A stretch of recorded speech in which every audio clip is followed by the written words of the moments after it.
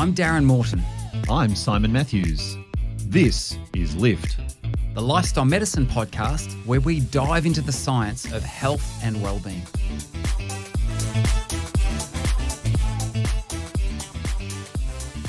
Killer outtake too. Well, welcome to this episode. Simon, I have a question to kick this off. And my question to you is, being the athlete that you are, what is the most... It's a good start, isn't it? What's the most frustrating thing that can happen to you whilst running? Well, that's easy. One of your earbuds starts to wiggle loose while you're running and you've got to keep pushing it in. Surely that's the most frustrating. Surely that's the most frustrating thing that can happen. That would have to make top of the list, wouldn't it? Absolutely. I suspect, though, that there probably are a couple more frustrating things. What else could be frustrating apart from your earbud?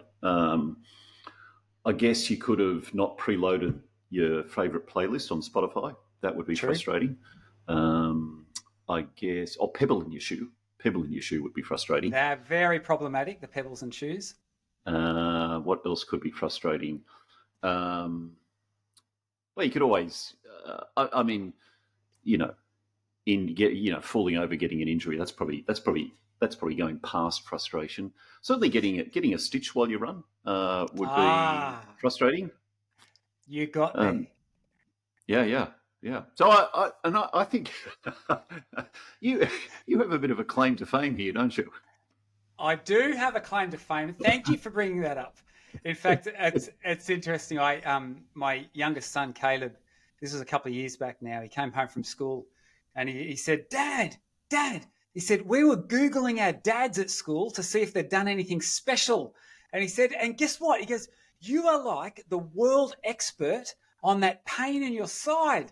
And I said, Caleb, it could be a whole lot worse, mate. I could be the world expert on being a pain in the behind. So it is true. I actually do. I have one claim to fame, and that's about being painful.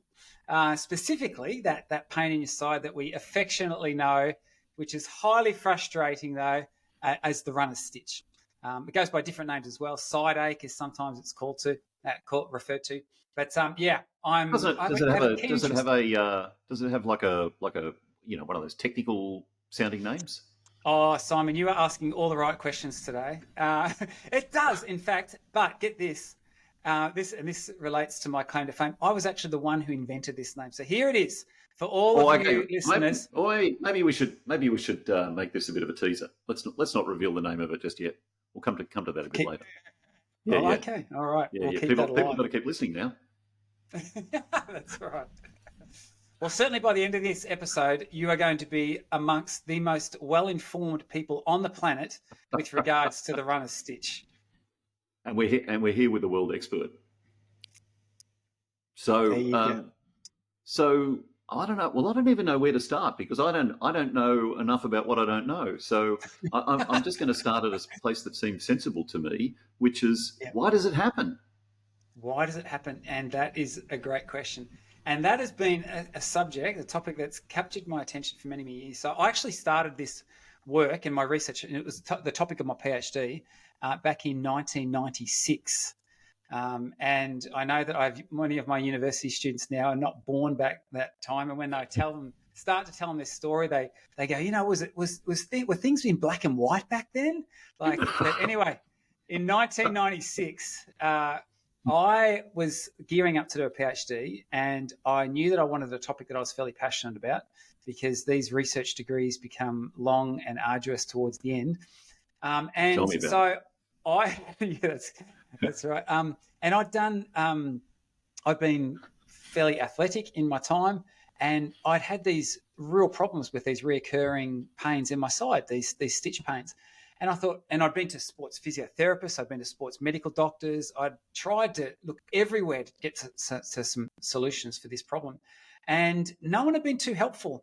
And I thought to myself, what does the scientific literature say about this? And so I started to do a little bit of searching and discovered that the most recent publication, in 1996, the most previous recent publication on the runner stitch was 1951. So it had been 45 years 5 since years. anyone had looked at this condition at all. And I thought, wow, well, that's a topic then clearly that's being begged to be researched again.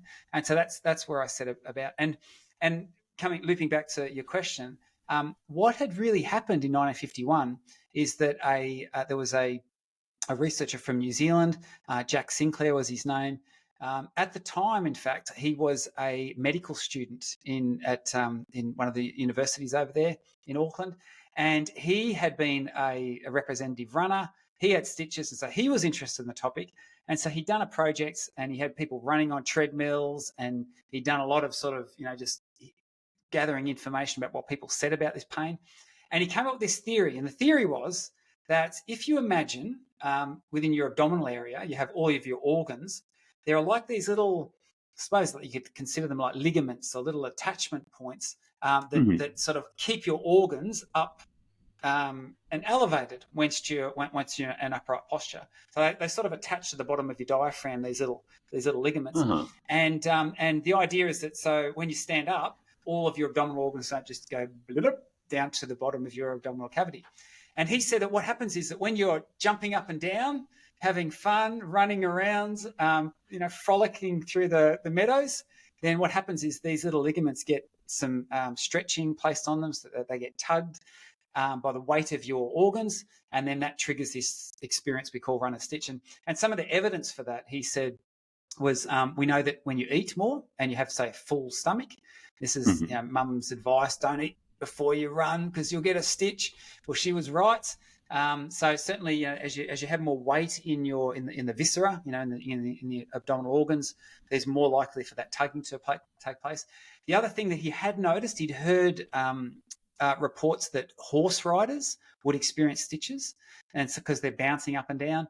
And even in World War II, in the torpedo boats going across the channel, when the conditions were rough and it was apparently the soldiers would complain of these stitch-like symptoms as well. And so that was the theory. So I have some questions straight away about that theory. Yes. Yeah. So one of the questions is, if that's the case, if that theory is correct, how come not everyone gets a stitch? How come even people who do get stitches don't get them all the time?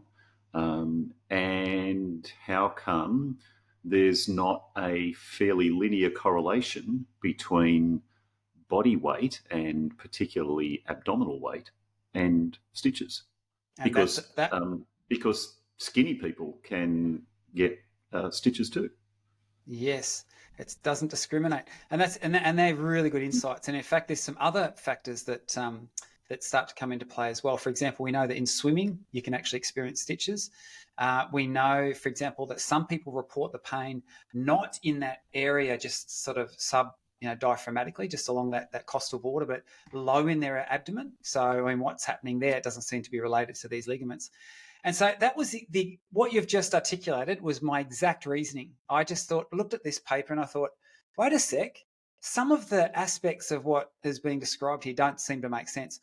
And it was interesting. I think what happened is the medical community in 1951 had looked at this and said, sounds plausible. And no one had given a whole lot more thought and thought, there's probably not a lot we can do about this other than just don't eat too much. And so therefore, let's just move on. And no one had cared to research the topic again. So in 2024, without having heard any more yet, I'm going to say, as far as I'm concerned, that theory is debunked. Well, you heard it here, folks. Simon says. Well, unfortunately, my thesis would have been really, really short if that's how I had have written it up, and just said, no, computer says no, not subscribing to that. But what I had to do is gather some evidence to see, well, if this is the case, does this theory stack up? And if not, what else might be causing it? And so I actually launched in 1997, when I started my PhD, I did 2 rather large epidemiological studies. And so I thought, I'm just going to ignore pretty much everything that's been said about this phenomenon referred to as the runner stitch.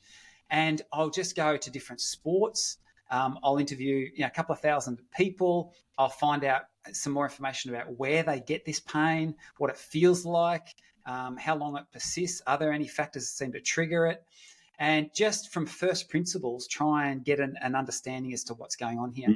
And so I actually did that. I canvassed about 1,000 people from 6 different sports.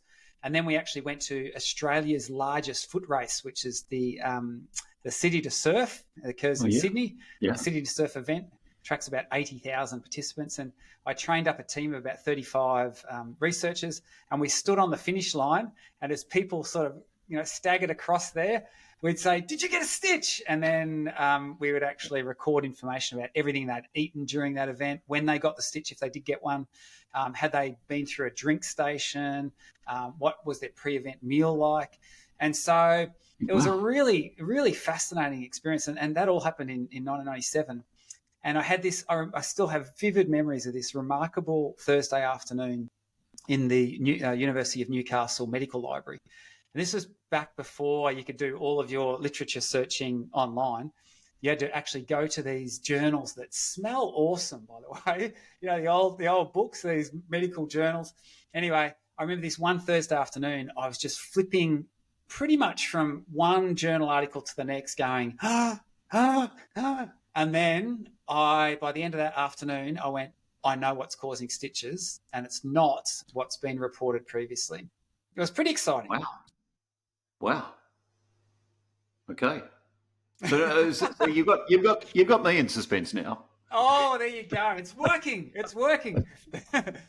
So this is what I actually found. I found that that people actually could pinpoint exactly where the pain is. So it's quite localized, and that actually gives you clues about the kind of tissues that are giving rise to the pain. It was actually sharp, and people described it with different words, but for example, some people talked about it being aching or cramping, where others were saying it was sharp and stabbing. And what I found is that the terminology, the descriptor for the pain, was related to the intensity with which they experienced it. I also learned that people can experience it right throughout their abdomen. I also learned that about 1 in 4 people who experience this phenomenon also report what they call a stitch in their shoulder tip area. So their shoulder tip pain. I don't know if you've experienced this, but what that gives us some clues is because we actually know that shoulder tip pain is referred from from certain tissues in your abdomen. Yeah. And so anyway, are you ready for me just to release all? So absolutely. Because I'm now thinking about my own experience of stitch, and I get stitches from time to time. Haven't had one for a long time. When I do get them, I would describe them as stabby. Stabby. They're stabby pains. Stabby pain. One thing that I did that came out very, very clearly from my early work was that it was age related, and so you actually do grow out of stitches. Careful. Yeah, that's right. Yeah, we're stepping on. Well, the funny thing is, I remember presenting this at a conference. I said, "Look, there's this very strong correlation between age and the experience of stitch, and not just whether you get stitches or not, but how intensely you experience them." Young people call it stabby. Old people call it achy, right? That's correct. But one person said that makes perfect sense. They said, "I haven't had a stitch for years," and then I said, "And when was the last time you went for a run?" And you could see that, that the light bulb moment. That could be responsible. The fact that I haven't run for decades. But So all right. Anyway, end the suspense. End the suspense. So just imagine. I want you to sort of create this mental image in your brain. So if we think about our abdomen, on the outside we have our skin, that taut skin. Then just below that, we have our abdominal muscles, and that's what gives us all that six-pack, appearance. And then immediately behind that, there's a very fine double-layered membrane, which is called the peritoneum. And that peritoneum there's one layer of it that is attached to the back of your abdominal muscles, and then the other layer sort of wraps around your abdominal organs. And in between the two layers is this fluid, like a slippery fluid, which is really there to create, like a sort of a very low friction experience when your abdominal organs move relative to the back of your abdominal muscles. And so what seems to be the case is that when you get a stitch, it's because the pain of that is because the layer of that peritoneum attached to your abdominal muscles, which is called the parietal peritoneum, is being irritated. Almost you could think of it as like a friction type response.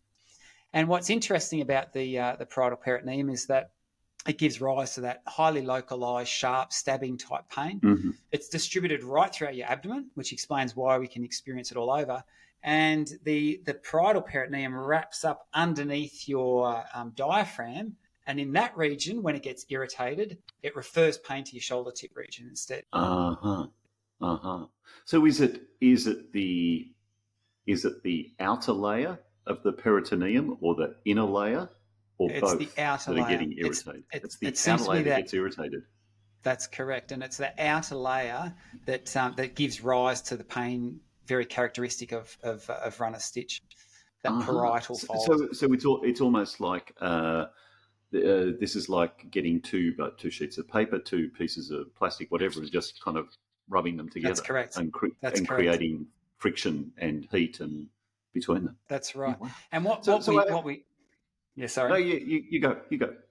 Yeah, and what's interesting is that you have that small amount of fluid contained within the between those two layers, which is meant to sort of decrease that friction response. Uh-huh. But that fluid is constantly moving into that space and out of that space.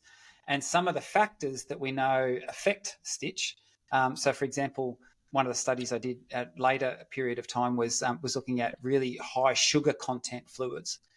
What it seems that they have the ability to draw fluid out of that space. So you're more inclined to get friction response. And of course, another way to create more friction is to push surfaces harder together. And this is why having a lot of food in your stomach, for example, or pretty much when any of the abdominal organs are distended, they're going to, there's more chance of getting that friction response happening. And so extending that, presumably a high level of visceral fat would likely contribute to that as well.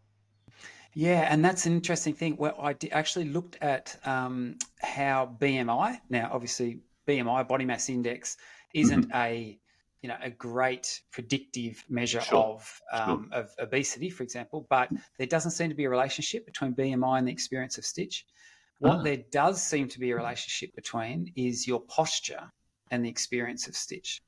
And so I probably won't go into too many details there, but I've actually published a paper on that as well, looking at that connection. So body composition, or no, not that'd be the wrong word.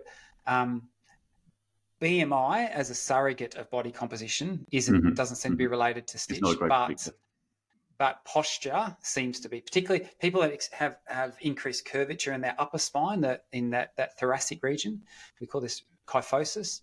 They are more inclined to experience stitch and experience it more severely. So you've answered one question for me, but in answering that one question, I've now got two more. So the first one is what I mean. I can infer why there would be two layers of peritoneum.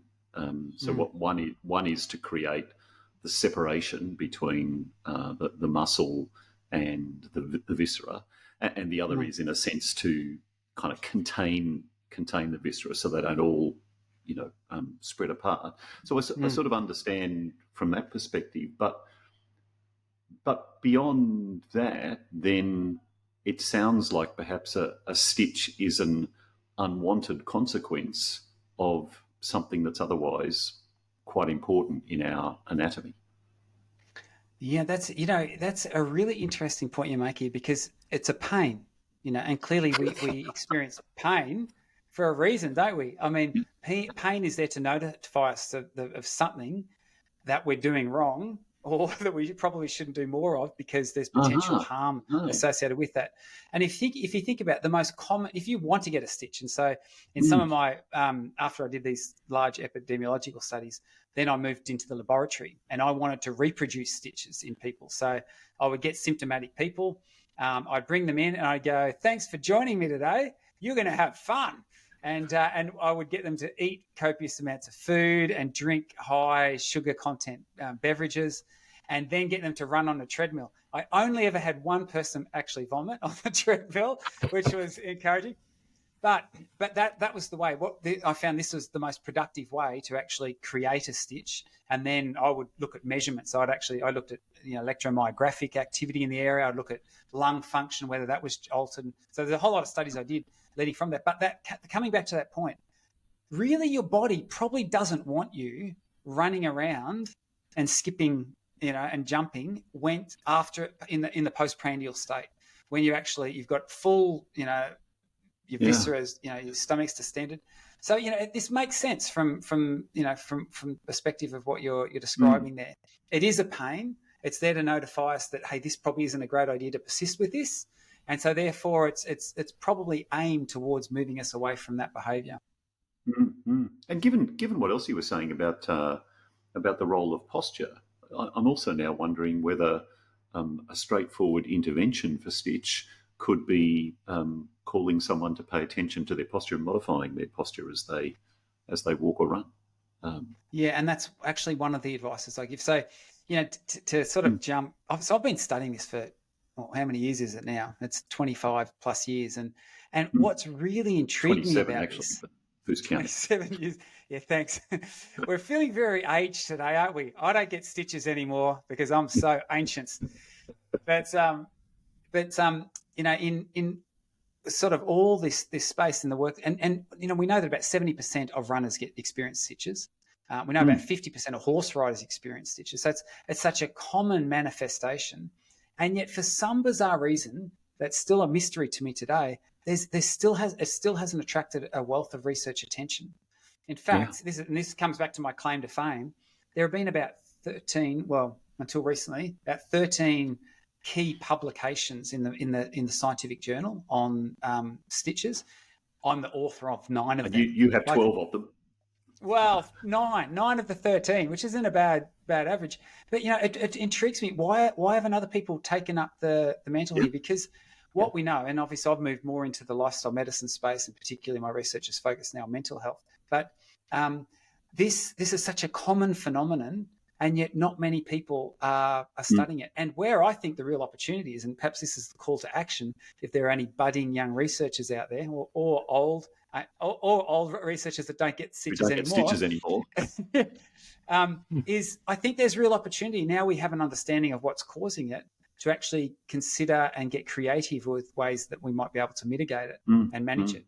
Because that's the space. I feel people often say to me, "Oh, wow, yeah, I've actually heard about your work," and and it's been real. It's actually achieved some notoriety. I've actually got a front page article on the Wall Street Journal at one point in time about the stitch, because the New York Marathon was happening, and the race favorite was suffering a whole lot of stitches in the lead up to it. And they said, "Who's the expert on this?" And so this is one of linked to my claim to fame. I actually got an interview on the front page of that.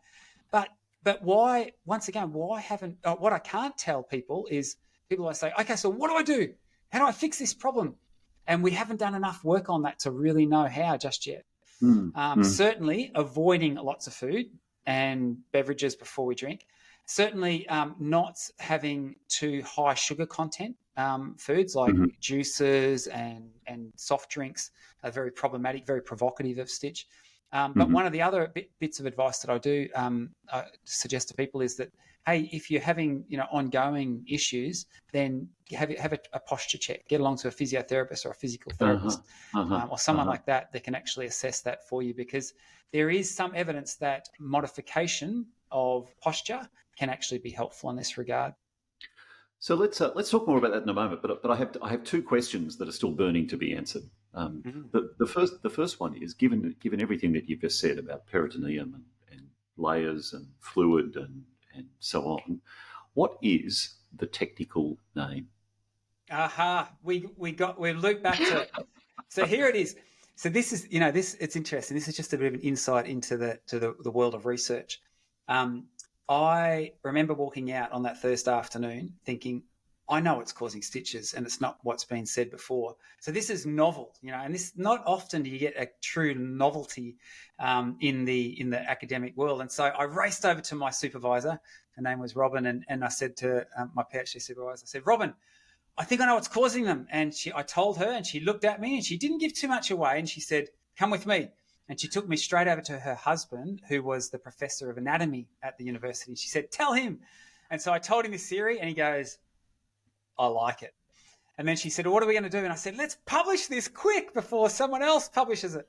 Anyway, so we actually targeted at the time this top sports medical journal, which was Medicine and Science in Sport and Exercise. And I wrote this article. And as I started to write the article, I wrote the runner's stitch. And I thought, that just doesn't sound very technical. It just sounds a little bit colloquial. So I end up by my first line in this article in this publication was, I thought I'm going to rename it. I'm going to call it exercise related, because that's what it is. Transient, because that seems to just sort of come and go. Abdominal pain, because that's also what it is. So I referred to it as exercise related transient abdominal pain. Abbreviated ETAP. So my first line of this publication was exercise related transient abdominal pain in brackets ETAP, comma, colloquially we referred to as the runner's stitch, comma, and then I just went on, and throughout this paper, I just used ETAP. Anyway, my supervisor said, you're not going to get this through. You can't just go creating your own medical terms, and then think that that's going to be a happening thing. Anyway, Evidently you can. Evidently you can. I'd renamed it. I came up with a new theory for what was causing it. And when the examiners, the reviewers, because it goes through peer review, the peer reviewers sent it back. And I opened it up, and the first reviewer said, love it, accepted the article as is. I've never had that since in my long career. It was like the easiest. And then the other reviewer said, I've got a couple of, specific comments to make. And they took me 45 minutes to make the changes. And I got the whole thing through. So it was renamed. The new theory got out there. And that pretty much put a stamp on my PhD for me. I've done, quite a lot of work since that time. But that's the name. It is ETAP, exercise-related transient abdominal pain. And if you go to Wikipedia, friends, you will see that I have arrived. It'll actually talk about ETAP somewhere in there, and I'm sure that you'll see hopefully, the first reference will be one of my publications. Nice. So now I have an additional question, of course, and that is, how come you haven't been awarded a Nobel Prize? Because this just seems like revolutionary. That aside, here's my other question: how did it get called the stitch? Where did that come from? I think it's actually there is references to a stitch in Shakespearean work. Pliny the Elder actually makes mention of a stitch as well. And I think that, but Einstein has a quote, something along, I'll laugh you to stitches.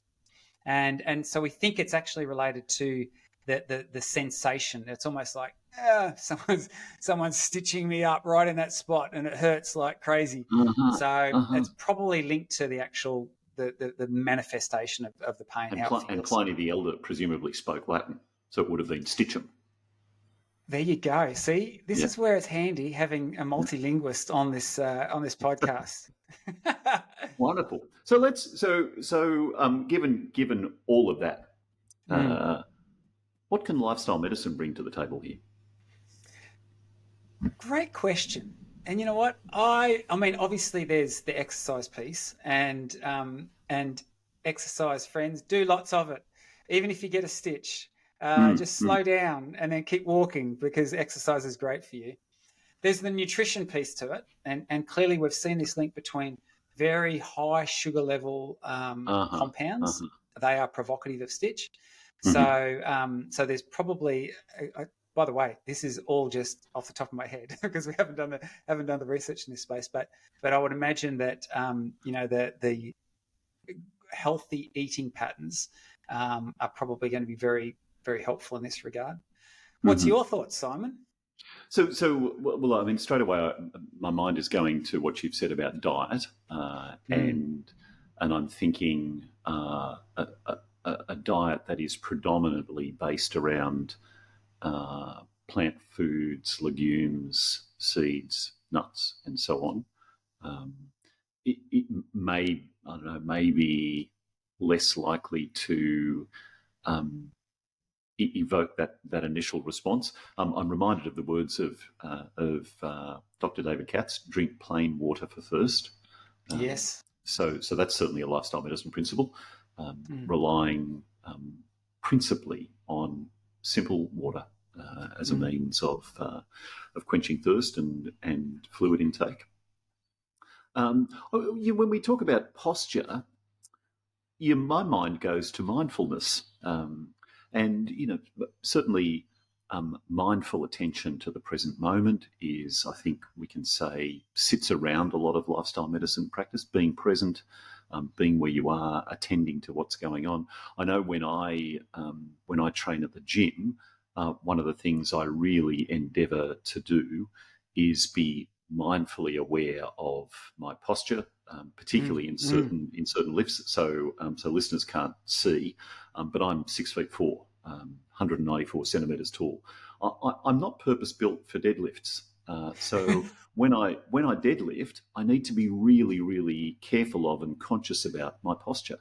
So I take the time to really pay attention to my posture before I start lifting the weight. And I'm wondering whether perhaps a similar mindset in relation to running posture or even fast walking posture. I've had to stitch fast walking before, not even running. So mindful attention to posture. There's probably something also about mindset and correctly interpreting what's going on. From what you've been sharing, it doesn't sound to me, although it's pain, it doesn't sound to me like there's any permanent damage likely to emerge from this experience. It's a short-term, localised irritation of two linings in the abdomen. I don't get the sense that anything's going to break or burst or. No, I don't think from that perspective. There is some evidence that people who have a very serious episode of stitch can experience recurrent pain after. So just like when any tissue in the body is irritated, if you bang your thumb hard enough, it's going to be sensitive for some time after that. But I do really like the idea, mindset coming into it. In fact, there is, I've heard every theory and every antidote for that you can imagine, and certainly some of the techniques people have used to control it seem to have sort of a bit of a mindset aspect to it. So I think there's something in that. Certainly in the posture piece, I think that's really quite insightful what you've just said. Run with a friend comes to mind as well. Social connection. Why? Because if you're running with a friend, you're probably likely to be a little less attentive directly to the pain and the discomfort. There's other things going on in your immediate environment to attract your attention. Secondly, my guess is that if you are running with a friend, that person's likely to slow down and stay with you if you're experiencing something really quite uncomfortable, and that's probably going to lead to you more likely staying the distance yourself. Have a bit of a break, and then get back into it. So I think either directly, through diet, or indirectly, there's probably a lot of lifestyle medicine principles that we can think might apply here. Now that we're saying that, I wonder, and this is not something that you would immediately think to draw a link between, but I wonder what role sleep might have to play here, if any. Maybe it's got no role at all, but now I'm curious about the role that sleep or lack of sleep or diminished sleep quality might have in sitting behind this sort of experience. I feel like I don't know. I feel like we should do more research here.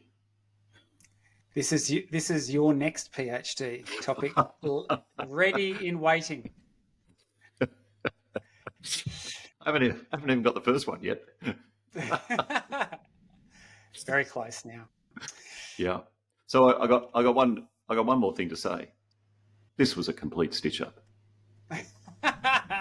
Well said, brother. Well said. Lift is presented by Simon Matthews and Darren Morton. It's sponsored by the Lift Project and supported by Avondale University. Music provided by Pixabay. If you have a question or a topic you would like to hear more about, send us an email to podcast@theliftproject.global. The Lift Project. Lift your mood, lift your life.